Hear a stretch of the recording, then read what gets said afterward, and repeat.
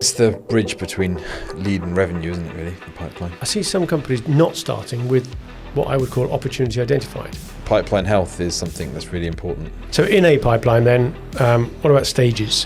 I think there's an awful lot around kind of like pipeline optimization.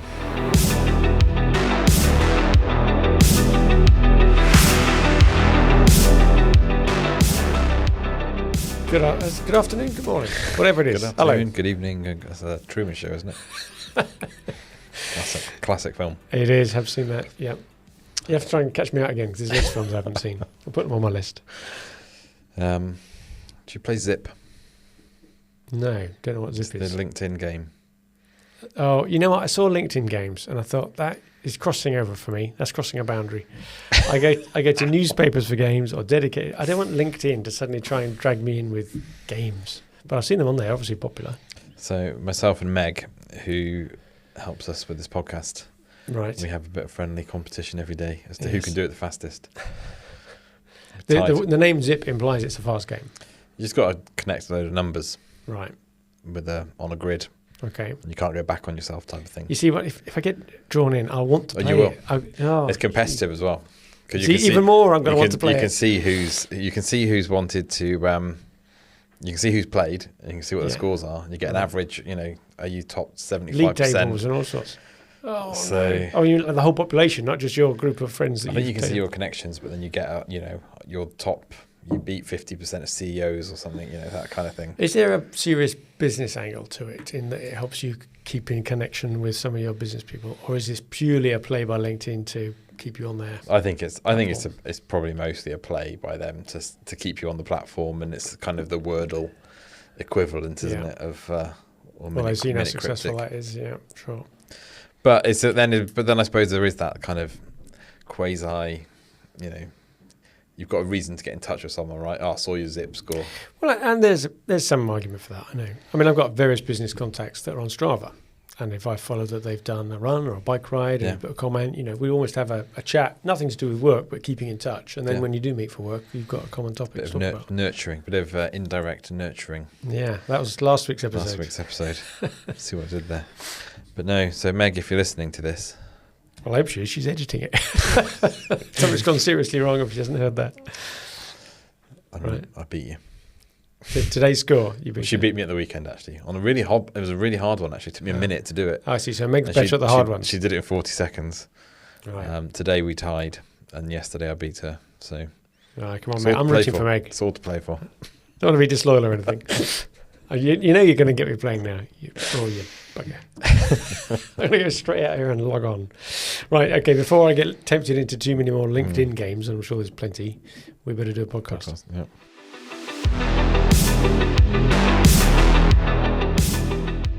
Hello and welcome to another episode of the SME Growth Podcast. By my reckoning, we're up to about episode 142, he says, glancing across the table. No? More than that. Who knows? I've lost count.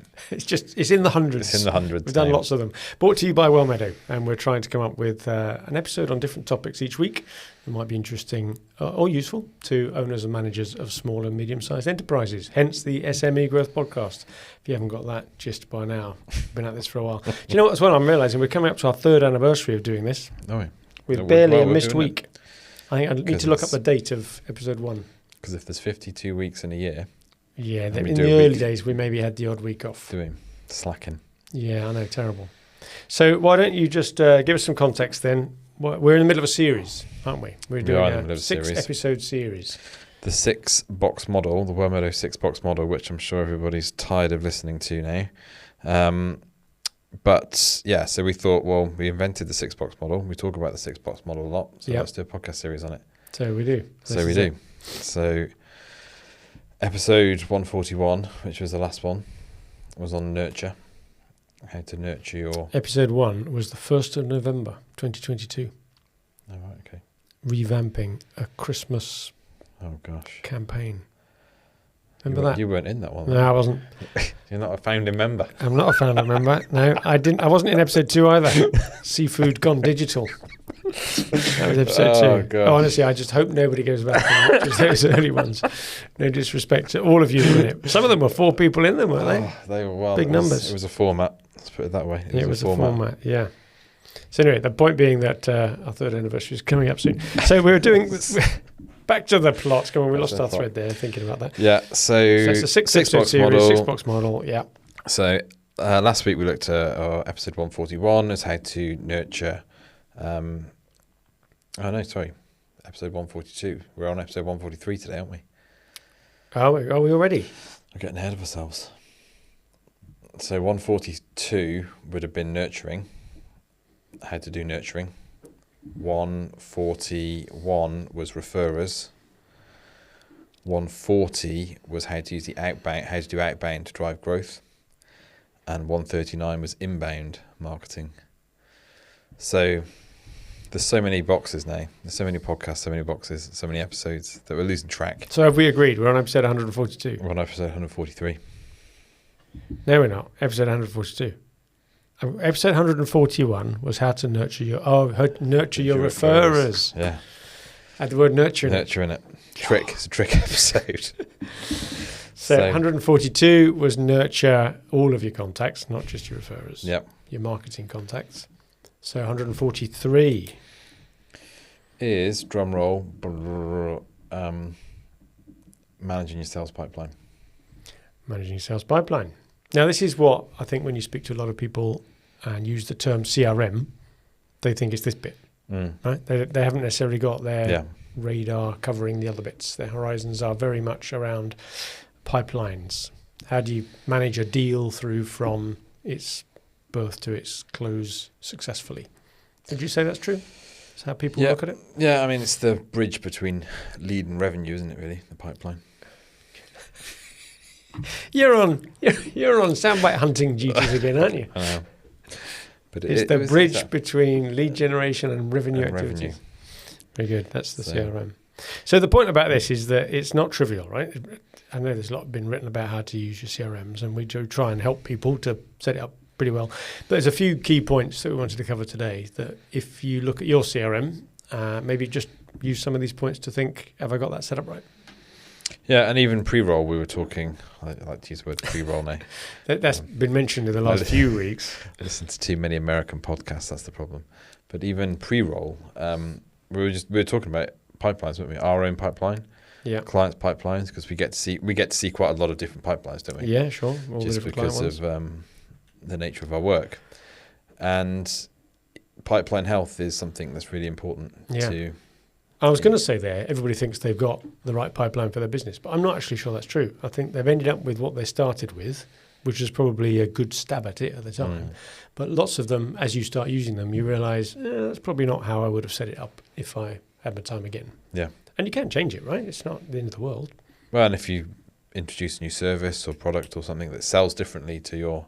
you may want to think about separate pipelines and that type of thing. So it's... but it's important to have that visibility and accuracy of what's going through your pipeline. Yeah, and I think that's where some CRMs major on this. It's the visual depiction of all your deals. You could just have a list of them, right, or in the back of your book. But if you've got, imagine a column format, what some people call the Kanban format, where each column is a different stage of the pipeline, then you can see cards with deals on them moving through it, which is true. But you could have more than one pipeline. So you'd almost need 2 or 3 versions of that. Yeah. So there's a question here, when do you need more than one pipeline? We should probably address that. And then within a pipeline, what are all of these different stages? But you're absolutely right, back to visibility. That's one of the key points of it. You get to see it in front of you. You can assimilate an awful lot just by the look of it. How many are there in each of the lists? And if you can flag up whether they're moving or not, or more importantly, not moving, then you start to see which ones are getting stuck. And I suppose there's that, what's... Another reason why it's important is that confidence, and a lot of forecasting happens. A lot of business decisions are made off the back of the pipeline, aren't they? Oh, for sure. Well, they should be. I've seen plenty where there's a head in the sand approach, where even though the pipeline says, it's a bit of jargon now, but you haven't got the pipeline cover or the deal velocity, it's not looking healthy. You haven't got enough moving fast enough. Even then, there's this tendency to say, but it'll come good. Yeah. Because the impact of a poor pipeline won't be seen in invoicing, potentially for 3, 6 or more months' time, depending on your sales cycle and then delivery cycle once you've won the deal. So it's almost you can get away with it I'm not sure what the word is. It's almost that. You can get up the penalty of just brushing it under the carpet for now. Yeah. It doesn't revisit you until so far down the road that the connection between when you didn't take enough notice of it is lost. Well, and making sure as well that the numbers in it actually correspond with reality, isn't it? So it's very easy to overinflate what's in the pipeline. Yeah. And so I suppose we could touch on this as well. Like, there's lots of ways you can weight your pipeline. I'm definitely liking the AI calibrate. score now. The system's own prediction of whether we'll win the deal or not. And to be fair, it may not be right all the time, but nor's the human. Yeah. And I think it's closer. But the main thing about it is, A, it gets updated more frequently because it's automatic, and B, it's independent of any bias. It'll say, well, hang on a minute, on the basis of the fact that you haven't spoken to them, they've not replied to you, it's been in this stage for X long, you've changed the close date 25 times, this is a low deal score. Whereas you might say, yeah, but I had a chat with him last week and he sounded really positive. It's definitely going to happen. Yeah. He promised me. But you're right. If you get this right, it's not just about a bit of nice eye candy on the wall to say, oh, we've got a lot of stuff going on. You're right. It's about forecasting. And let's just give a shout out to the revenue forecasting work that we've done, because most people don't do that. They do sales forecasting, as they call it. And sales is a very confusing word in business, because do you mean when you receive the order or when you invoice it? And accountants always choose the latter and salespeople choose the former. But most forecasting within any CRM will focus on when you win the order. Yeah. So we've done sales this month of £1 million. Well done. It's not the invoicing. That just means we'll close that many deals. Each of those deals might take years to deliver. Yeah. So revenue forecasting we developed to overcome that problem, where you can start to map out, well, in which months will the invoices actually get produced, and therefore what's my profit and loss likely to look like. So you've got to get the data right. You've got to see all the deals in there. Yeah. All that sort of stuff. Fair point. Right, so let's talk about the pipelines themselves then. First off, when do you need more than one pipeline? Is there a rule of thumb that you use for that? I don't think I have anything as strong as a rule of thumb. Do you? Not a couple of questions, maybe. A heuristic. Probably if the sales cycle is significantly different. Yeah, that's probably my go-to. That it's gonna trash your averages. If you have some, I've got a client I'm working with at the moment. Some of their deals are 6 months. Just takes that long to find the people and put them in. Others could be done in 2 weeks. Yeah, sure. So if you've got enough of those types of work, so I didn't think about it that way. I don't have any examples like that where the sales lead time is significantly different between sectors. I think my experience more is where the actual steps you take are different. Right. Okay. So the way you sell a big piece of capital equipment is going to be very different to, even in the same business, how you sell a spare part for that piece of capital equipment. Very different number of stages, different people involved, length of time, complexity, and so on. So it's those sorts of things I've imagined different. But you're right, even with the same thing, if one particular market takes on average 180 days to buy and one was 30 days, you might want to split them up. I think in that case there would be slightly different. There are different stages, but it's just such a wide gap between the two, and they are, and again as well, they're different markets. Yeah. So they've got other clients where they separate the pipelines into geographical regions because different. I always thought with that, and I do understand why you would do that for ease of display, but you could do that with just a filter on your pipeline, as long as there's a property which says which region it's in. Another one is business units. Yeah. Well, some people even say each salesperson needs their own pipeline. Well, the pipeline is the same. You just filter it for the deals that salesperson owns, right? I guess some of it is a visibility thing, though, isn't it? People like to see their own, see their own region or area or product line or business unit. Like I say, it all goes into the same. It all goes into the same pot at the end of the day, doesn't it? And at the end of the day, if you decided, it's a great cliche at the end of the day, if you decide after running it for a while that you'd rather combine two pipelines, whilst it isn't trivially easy, you don't just say merge these two, you have to sort of map out which stages in pipeline B are going to go into which stage in pipeline A, and in some of them it may not be a clear-cut decision that some go one way, some go the other. So you've got to do a bit of that, but you could change it. I don't know if it's a psychological thing maybe as well. There's probably a bit of that, isn't it? If you see that you've got a pipeline, everyone's responsibility is no one's responsibility, as the saying goes. So if you see, every single business unit is mashed into one pipeline, whereas looks like there's a load of deals in there, but then none of them are yours. If you've got your business units in there and there's not a lot going on, it becomes quite stark. So I think there's probably some Okay, so that's a good one about then the number of pipelines. Probably don't want too many. Gets a bit cumbersome, doesn't it? But if it's quite possible and even likely that in a reasonably complex business you'll have more than one. Yeah. So in a pipeline then, what about stages? Some people I see very, very skinny, 2 or 3 stages, which I think is way too short. How can you possibly map out the entire buyer journey in 2 or 3 stages? But then others go to the other extreme and they've got like 20. Yeah. I think blinking out, can't even fit them all on the screen. It's almost a task rather than a. It's just things that you could use. You must be able to There's group other some ways of of them doing. together, right? Yeah. So I think it's got to be enough that you can, arguably what's the criteria from passing from one stage to another. I think actually documenting what's the entry and exit criteria. Yeah, I think you need to define stage. it quite well about in that terms of entry and exit, or what activity has to happen, or maybe the probability of a deal changes, or something happens that you can't dispute. It's happened, right? That means it's now in this next stage. Yeah. So they've agreed to receive a quote, or you've qualified them, or they're now they've said hang on enough times that you're kicking them into the long grass. Probabilities drop below 10% or whatever you want to do. Yep. So there's a bit of that. I think you have to start as well. I see some companies not starting with what I would call opportunity identified. So it's just a sniff of a deal. I've heard some people use that before, where someone's mentioned, maybe it's not the person with the deal has mentioned it, but someone has mentioned, I think company X might be interested in buying. Each company will have their own view. Does that go into first stage of your pipeline, opportunity identified? I think it depends how strong the sniff is, if you like. Yeah. But if it's the person with a project has contacted, I think I might have a deal, then that goes in for me. Yeah, I can disqualify it. Yeah. That's no problem. Yeah, and some people have a separate pipeline for those types of loose opportunities, just so that it, again, doesn't clutter up your... But it depends what you're going to measure on the back of it. But really, if you want to really know the sales life cycle, it's from when you first hear about a deal to when you win it, right? Yeah. So if you carve off the first bit and say, well, let's deal with that somewhere else, and only bring it in when it's already hot and running. Well, I think you've got to be quite clinical with those as well, because it's very easy to say, I spoke to Bob the other day and he said they might have a project come in Q4 and kind of I'll just put that in against my name because I'm being measured on leads or opportunities or whatever.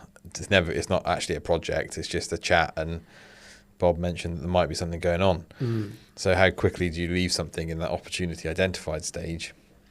Does it just become some kind of cryogenic freezer of deals that were never going to happen? Well, I would say it can't stay there for very long, because the only task you need to do once it's been opportunity identified is to arrange the discovery and qualification call.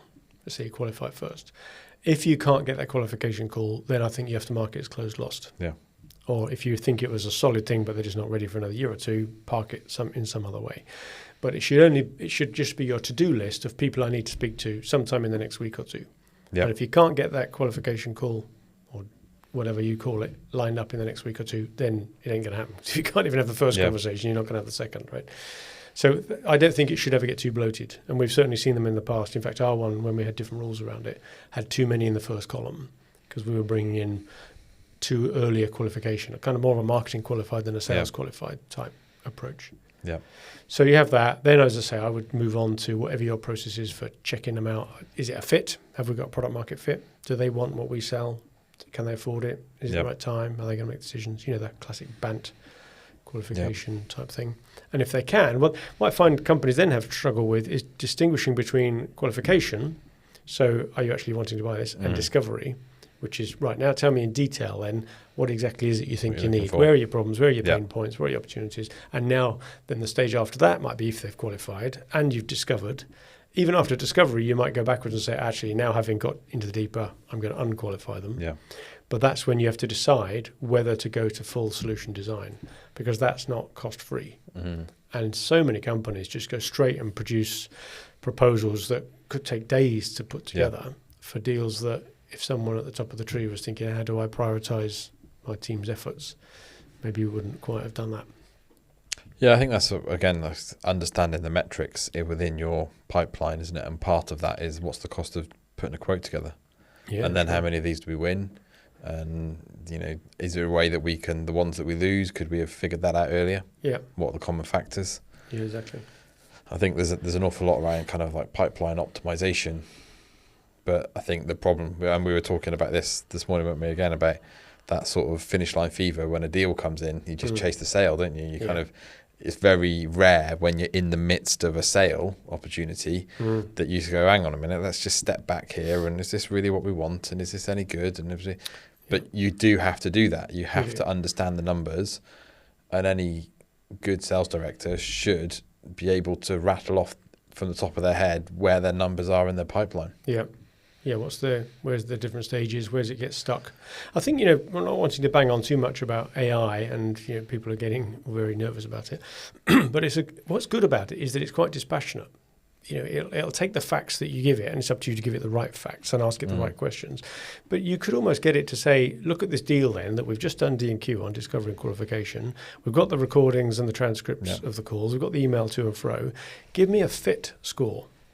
How well do you think this company's requirements fit our sweet spot of what we do? And just use that as a prompt. You have to believe it absolutely, but if it comes up with a fit score of 20%, you at least furrow your brow, right? And say, well, should we be doing this one? Have they defined the requirements enough, or are we going to get into some sort of black hole of scope creep? I don't know what's going on. I was using the HubSpot's AI agent the other day to do analysis on the pipeline from a deals won lost. Great, that's interesting. Yeah. And, why did we lose deals? And with a specific request to look at timing on deals. Ah, interesting, yeah. So we either lose them very quickly, probably because it's not fit, and we've just put it in. Opportunity. That's why we've marked it as lost, our decision, or you get into the 3 to 4 months. I did a bit of analysis on that, but not using the AI, just doing good old-fashioned reporting. And I worked out that for most companies that are in the SME space, would probably close a deal somewhere between 30 and 60 days after finding out about it. The exceptions that are one way beyond that are much bigger companies, where we've had to go through more decision makers and wait for the next board meeting or annual budget or whatever to get something signed off. And there is a legitimate reason why you'd hang on a bit longer for those. Yeah. But for any company where you know that the number of decision makers is small and you're probably talking to them already. N equals 3 or something. Yeah, 3-ish. Yeah, something like that. So I would say that's true. But you can almost plot the graph as well then, can't you, as to if we're on day 5. And what's the chance of winning it once it goes beyond day 60? Yeah. It tails off quite quickly, and we know that. Yeah. So that allows us, and I know there's temptation, especially when a business isn't doing very well, to work every deal equally, but that's not a good use or prioritization of your time, is it? Yeah. If you know there's a deal over here that's 5% chance of converting, or I could go and find a brand new deal that isn't in my pipeline yet, I'm probably better off doing that second thing. Yeah. Interesting. You mentioned as well, just want to give this a shout, the cost of doing the proposal or the quote, that's getting easier as well. And we've been playing around with that recently. Once again, because we've got meetings, emails and whatever transcribed and recorded, you can ask it to summarize, right? Not give free form. Don't just say to AI, write me the proposal. But if you've got a standard format where you maybe have a bit of a background, then you list the pain points and the needs, and then your approach to solve it, and then pricing and so on. You can ask it very specifically the questions in those subject areas. So give me a 3-paragraph background to this company. Yeah. Right now, give me up to 6 bullet points of where the need is, where are the pain points, what have we discussed that we might be able to help with. Right now let's go through all the other work we've done and try and come up with a work plan. And it is amazing how much time that takes out. Yeah. Script that straight into your proposal software and your plan. And as well, it's stuff you've already discussed, isn't it? So it's not as if you're just... Yeah, it's not new. It's not new stuff. But that's where I think humans are terrible. We remember the most recent thing more vividly, don't we, than something maybe that happened at the beginning of the process. There might be a really important nugget of information that was mentioned in the first brief introduction bit of the first ever meeting, which could be 2 months ago. And yet that will get surfaced and you can bring it back. So that's good. Okay, so we've talked a bit about the number of pipelines, the design of the pipeline, and making sure that you make the right decisions throughout it.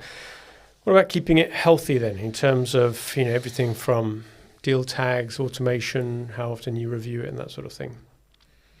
Yeah, I think it's sort of one of the rules that I have around pipelines is there should always be a next activity or something. Yeah, I was talking to Alex, one of our clients the other day. He's absolutely on that. Yeah. You look at the pipeline every day. If there's a deal in there without a next task, then he's on it, straight on it. Yeah. So that's a good thing too. Make sure everything's moving. Keeps it moving, keeps everything alive. There shouldn't be anything going stale in there. Yeah. And again, that's another thing in HubSpot you can highlight quite simply. Yeah. Stale deals, that type of It's thing. moving too slowly. And some things should happen with a certain amount of time, right? So if you send somebody and you've got that point where you're sending someone a quote or a proposal, then why not at least the day after just follow up, say, did you get it? Not expecting you to have read it or made a decision or anything, but just can you please confirm receipt? And if you don't get that the day after, that's a good prompt. And then if you haven't heard anything back in, I don't know, choose your number here, 3 days, 4 days, 7 days, something's up, right? You'd like to think that. Have you gone to the bother? I've even had a sales director once said, I refuse to even produce a proposal unless the prospect has told me that if I send the proposal, they're going to sign it off. Kind of skews the win rate a little bit, but hey, it's a good conversational device. But I think it's back to knowing your pipeline, isn't it? For your business, and everyone's pipeline is going to be slightly different in terms of the nuances. But if you know your numbers and you know the types of deals and you know your customers and you know your salespeople, you should be able to spin those plates reasonably well to be able to keep the sales pipeline healthy, up to date. Yeah. Because it is so critical for all the downstream business operations and just the lifeblood of the cash coming into the company. It's the front door, isn't it? Yeah. Imagine if you ran a shop on the high street and nobody's walking past, and then even if a few people walk past, none of them come in, you'd know that trouble was brewing ahead, right? And yet that's the equivalent in an SME. Nobody's coming in the front door. We better do something. We better redo the window display or sell something different or something. So, and some of that is then around the reporting. How do you make it easy to report on sales dashboards? Yeah. What kind of metrics? We did a whole episode. What was that one? The episode on metrics. I can't remember which one that was. You look it up. It wasn't too long ago. But let me spout on a little bit then about some of our key metrics, because in that episode I remember saying which one would you say is the master metric, and we both agreed there's probably two vying for it. One being pipeline cover. The problem with that is depending on your win rate, how much cover do you need? But the total value of your pipeline, unweighted, needs to be some multiple of how much you want to sell. What people sort of forget though on that is to take into account the time dimension. So if the average sales cycle is 180 days, 6 months, then your pipeline only needs to be covered for half of the year, doesn't it? Because you're going to turn that over twice in the year. Yeah. So that's the bit we need to get around that. But the other measure beyond pipeline cover is what we've called the value added measure, which we have to calculate using some clever back-end recording stuff to capture the pipeline value by deal frequently, maybe every month, first of the month that we do it.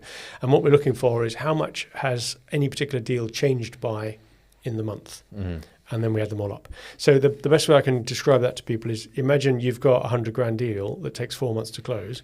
If after the first month you've rated it at 25% chance of being won, you take into this measure 25 grand. If in the second month you've increased it to 50%, then it's gone up by another 25 grand. So you take that 25 grand. So it's almost like a work in progress measure for manufacturers, to the point where if in the last month you only move it from, say, 90% to 100%, because you're pretty sure the month before, then you only get the credit in your pipeline value add of that last 10%.